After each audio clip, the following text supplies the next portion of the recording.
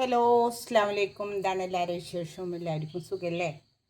ഞാനിന്നിവിടെ ചെയ്യണത് കുഞ്ഞിപ്പത്തിൽ എന്ന് പറയും ചിലവർ ഇറച്ചിപ്പിടി എന്ന് പറയും.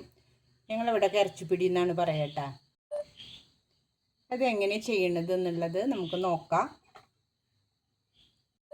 അപ്പം ഞാനൊരു പാനിൽ നമ്മുടെ ഇറച്ചിപ്പിടി തയ്യാറാക്കാനായിട്ട് പൊടി വാട്ടണം. നമ്മൾക്ക് അതിനാവശ്യമായിട്ടുള്ള വെള്ളം വെച്ചിട്ടുണ്ട്. നമ്മളെ വെള്ളം നന്നായി തിളച്ച് വരുന്നുണ്ട്. അപ്പം നമുക്കിതിന് ആവശ്യമായിട്ടുള്ള ഉപ്പിട്ട് കൊടുക്കാം.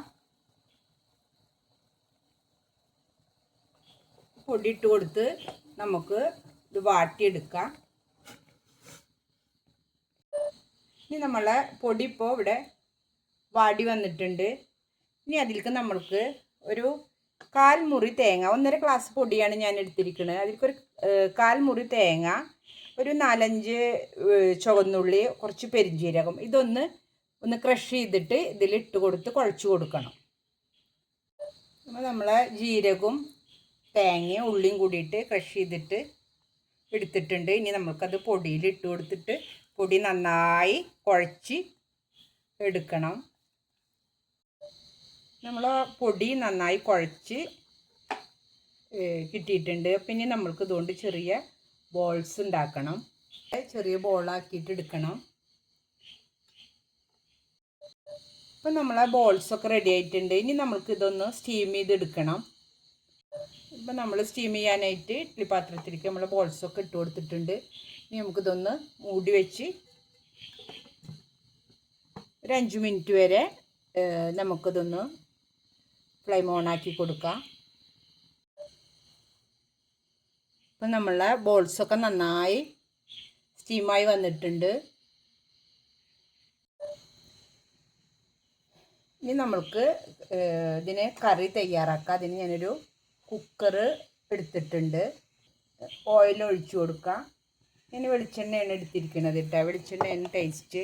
നമ്മളെ ഓയിൽ ചൂടായി വന്നിട്ടുണ്ട്. അപ്പം നമുക്ക് ഇതിലേക്ക് ഒരു സവാള ഇട്ട് കൊടുക്കാം. കൂടുതൽ സവാള എടുക്കരുത് കേട്ടോ. ഞാൻ ഒരു സവാളയാണ്, ഏകദേശം ഒരു 1/2 കിലോ ചിക്കനേക്കാൾ കുറച്ചും കൂടെ കൂടുതലുണ്ടാവും. ഒരു 3/4 കിലോ ചിക്കനോളം ഉണ്ടാവും.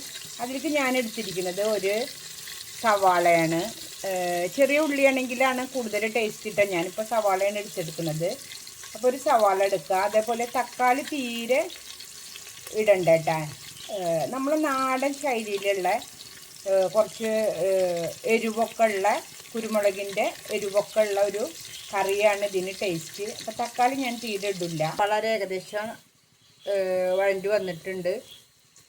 പിന്നെ നമ്മൾക്കിതിലേക്ക് ഇഞ്ചി, വെളുത്തുള്ളി, പച്ചമുളക് ചതച്ചതാണ് കേട്ടോ. കൂടുതലായിട്ട് ചതക്കണ്ട, ഒന്നിങ്ങനെ ചെറുതായിട്ട് ക്രഷ് ചെയ്താൽ മതി. ഇനി നമ്മൾക്കിതിൽ ആവശ്യമായിട്ടുള്ള മല്ലിപ്പൊടി ഇട്ട് കൊടുക്കാം. മല്ലിപ്പൊടിയാണ് കൂടുതലായിട്ട്, കുറച്ച് കൂടുതൽ വേണം. നമ്മളെ ബോൾസിലൊക്കെ പിടിക്കേണ്ടതല്ലേ. അപ്പോൾ നമുക്ക് കുറച്ച് മല്ലിപ്പൊടി കൂടുതലായിട്ട് ഇട്ട് കൊടുക്കണം. ഫ്ലെയിം കുറച്ച് വെച്ച് കൊടുത്താൽ മതി കേട്ടോ, കരിഞ്ഞു പോവണ്ട. അതേപോലെ ഇതിലേക്ക് മുളക് പൊടി, മല്ലിപ്പൊടി, മുളക് പൊടി നമ്മൾ ഇട്ട് കൊടുത്തിട്ടുണ്ട്. ഇനി ആവശ്യത്തിനുള്ള മഞ്ഞൾപ്പൊടി.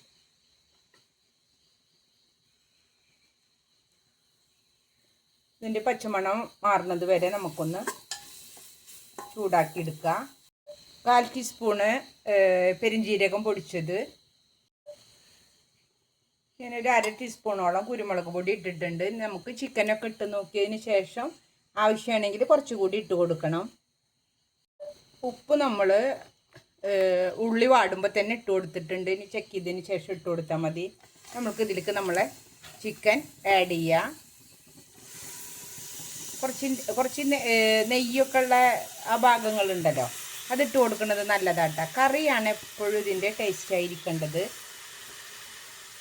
നമ്മൾ സാധാ കറി വെക്കുന്ന അതേ ഇതിൽ കുറേ ഉള്ളി, തക്കാളി അങ്ങനെ ഇട്ടിട്ട് കറി വെക്കുന്നതിനേക്കാൾ നല്ലത് നമ്മൾ ഈ രീതിയിൽ കറി വെച്ചിട്ടുള്ളതിലേക്ക് നമ്മൾ ബോൾസ് ഇട്ട് കൊടുക്കുന്നതാണ് ഒന്നും കൂടി ടേസ്റ്റ് കേട്ടോ.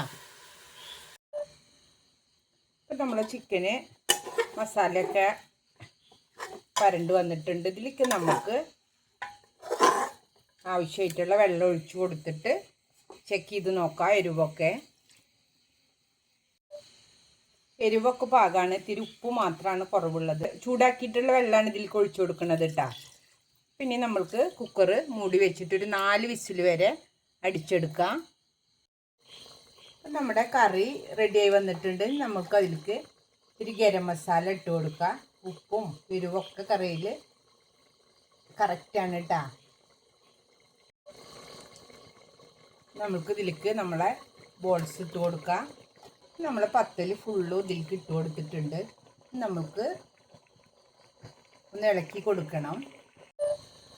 നമ്മൾ കയ്യിൽ കൊണ്ടോ ചട്ടകം കൊണ്ടോ ഒന്ന് ഇളക്കണേക്കാളും നല്ലത് നമുക്ക് ഇങ്ങനെ ചുറ്റിച്ച് കൊടുക്കണതാണ്. ഇങ്ങനെ അപ്പോൾ നമ്മളെ കറക്റ്റ് ചിക്കനൊന്നും ബോൾസൊന്നും ഉടയാതെ തന്നെ നമുക്ക് കിട്ടും. അപ്പോൾ നമ്മളങ്ങനെ ചുറ്റിച്ച് കൊടുത്തിട്ടുണ്ട്. ഒന്ന് കുക്കർ പിടിച്ചിട്ട് നമ്മളിങ്ങനെ മറിക്കില്ലേ, അതുപോലെ ചെയ്ത് കൊടുക്കുക.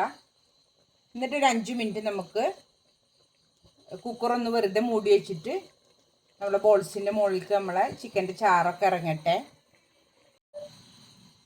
ഇനി നമ്മൾക്ക് വേണ്ടത് കട്ടിയുള്ള തേങ്ങാപ്പാൽ ഇതിലേക്ക് നമുക്ക് ഒഴിച്ചു കൊടുക്കണം. ഒരു വേപ്പില ഇട്ട് കൊടുക്കുക. ഇനി നമുക്ക് കുറച്ച് മല്ലിയില അതിൻ്റെ മുകളിൽ വിതറി കൊടുക്കുക. നമുക്ക് ചൂടോടെ തന്നെ സെർവ് ചെയ്യാം. അപ്പോൾ നമ്മുടെ സൂപ്പർ ടേസ്റ്റി ആയിട്ടുള്ള ചിക്കൻ പിടി ഇവിടെ റെഡി ആയിട്ടുണ്ട്. എല്ലാവർക്കും ഇഷ്ടപ്പെടുമെന്ന് വിചാരിക്കുന്നു. ഇഷ്ടപ്പെട്ടാൽ ലൈക്ക് ചെയ്യണം, സബ്സ്ക്രൈബ് ചെയ്യണം, ഷെയർ ചെയ്യണം. ഇൻഷാ അല്ലാഹ് അടുത്ത വീഡിയോ ആയിട്ട് കാണാം. അസ്സലാമു അലൈക്കും.